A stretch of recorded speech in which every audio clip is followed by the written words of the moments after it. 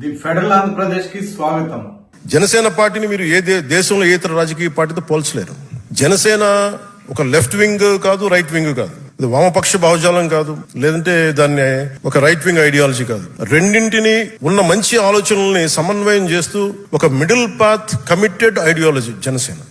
Janasena party ఆ party అధ్యక్షులు ఇటీవల జరిగినటువంటి జనసేన పార్టీ మీటింగ్ లో ఆయన జాతీయవాదాన్ని, ఆ వాదంపై జనసేన పార్టీ శ్రేణులు ఏ విధంగా అప్రమత్తంగా ఉండాలి, జాతీయ సమైక్యతకు, జాతీయ సమగ్రతకు ఇబ్బంది కలిగితే జనసేన శ్రేణులు దానిని ఏ విధంగా ఖండించాలి, ఎందుకు ఖండించాలి అన్న విషయాలు ఆయన ఆ పార్టీ క్యాడర్ కి క్లియర్ కట్ గా దిశానిర్దేశం చేసే క్రమంలో ఆయన చాలా స్పష్టంగా తన పార్టీ వాదాన్ని, తన ఆలోచనల్ని, తన జనసేన పార్టీని, ఆ పార్టీ విధానాలని ముందుకు తీసుకెళ్లే క్రమంలో చాలా క్లియర్ కట్ గా దిశానిర్దేశం చేశారు. అందులో ప్రధానంగా జనసేన పార్టీ అన్నది ప్రాంతీయ పార్టీ అయినప్పటికీ మనము కేవలము పరిధులు గీసుకొని ఆ పరిధిలోనే ప్రాంతీయ వాదంలోనే మనం మునిగి తేలకూడదు. మనం విస్తృత స్థాయిలో ఆలోచనలు పెంచుకోవాలి.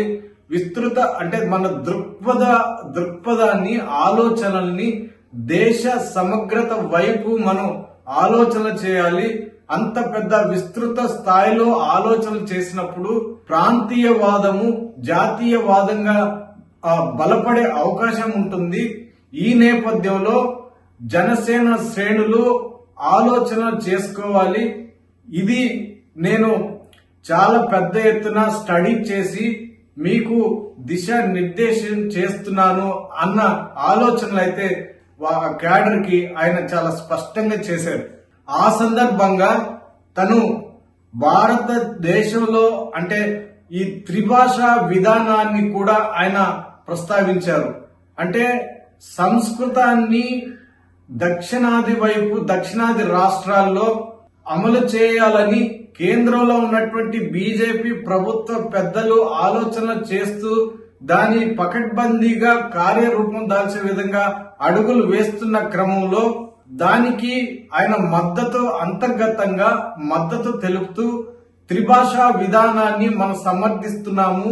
అది ఎందుకంటే భాషలు నేర్చుకోవడము చాలా అవసరము అని ఆయన చాలా స్పష్టంగా చెప్పారు. గతంలో అయితే ఈ ఉత్తరాది భాష పేరుతో, సంస్కృతి పేరుతో ఉత్తరాది ఆధిపత్యం దక్షిణాది మీద చెలాయించడానికి చూస్తున్నారు. ఇది మంచిది కాదు, దేశ సమగ్రత కూడా మంచిది కాదు అని ఆయన అప్పట్లో చాలా తీవ్రంగా దాన్ని తప్పుబట్టారు.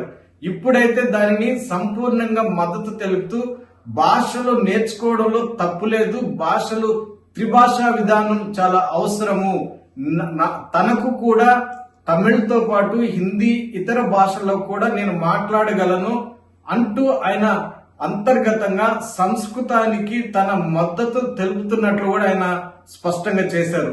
దీంతో పాటుగా దేశ సమగ్రతకు ముప్పు వాటిల్లే పక్షంలో మీరు ఖచ్చితంగా గొంతెత్తి మాట్లాడాలి. ఏ ఒక్కరైనా దేశ సమగ్రత మీద దెబ్బతినే విధంగా ఎవరైనా మాట్లాడితే 1,00,000 గొంతులు పైకి లేయాలి అని ఆ క్యాడర్ కి స్పష్టం చేశారు.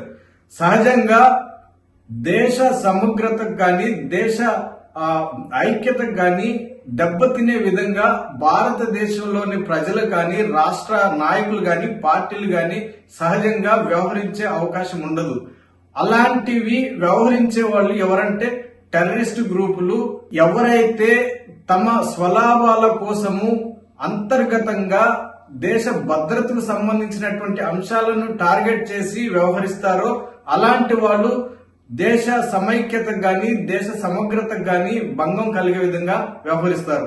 ఈ సందర్భంగా ఆయన ఇరాన్ సంబంధించి, తర్వాత ఇజ్రాయెల్, అమెరికా సంబంధించి ఆ యుద్ధ వాతావరణానికి సంబంధించినటువంటి అంశాలను ప్రస్తావిస్తూ అక్కడ ఆ యుద్ధం జరిగినప్పుడు కానీ, లేకపోతే లాటిన్ అమెరికాలో ఒక దేశ నాయకుడిని అమెరికా తీసుకెళ్లిన సందర్భంలో కానీ ఆంధ్రప్రదేశ్ లో ఉన్నటువంటి వామపక్షాలు లేచి మాట్లాడతారు.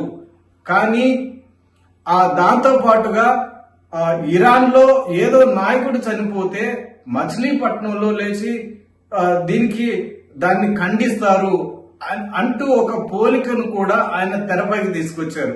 అంటే ఇక్కడ హిందుత్వవాదానికి సంబంధించినటువంటి అంశాన్ని కూడా ఈ అంశాలని ప్రస్తావన చేస్తూ జనసేన క్యాడర్ కి వాళ్ళ మైండ్ లో బలంగా చొప్పించే ప్రయత్నాలు చేస్తున్నారు అన్న చర్చ కూడా వినిపిస్తుంది.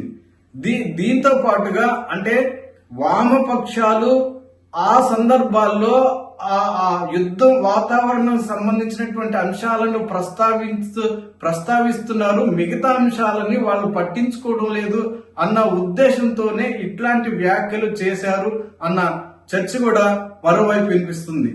దీనికంటే ముందు ఆయన కులాల గురించి కూడా ప్రస్తావించారు. కులం అనేది మన భారతదేశంలో ఎవరు నిర్మూలన చేయలేము, దీనికి సంబంధించినటువంటి కార్యాచరణ అన్ని రాజకీయ పార్టీలు ఒక కార్యాచరణ ప్రకటిస్తే గాని ఇది సాధ్యం కాదు. దీనికి సంబంధించినటువంటి గతంలో ఏదైనా కార్యక్రమాలు జరిగినా కూడా అవి తాత్కాలికమే. కులాన్ని ఎవ్వరూ భారతదేశంలో తీసివేయలేరు, నాశనం చేయలేరు అన్న మాటలు కూడా ఆయన స్పష్టం చేశారు. అయితే ఇలాంటి కుల నిర్మూలనకి తగినటువంటి కార్యాచరణ జనసేన పార్టీ గాని పవన్ కళ్యాణ్ గాని ఎందుకు తీసుకోవట్లేదు?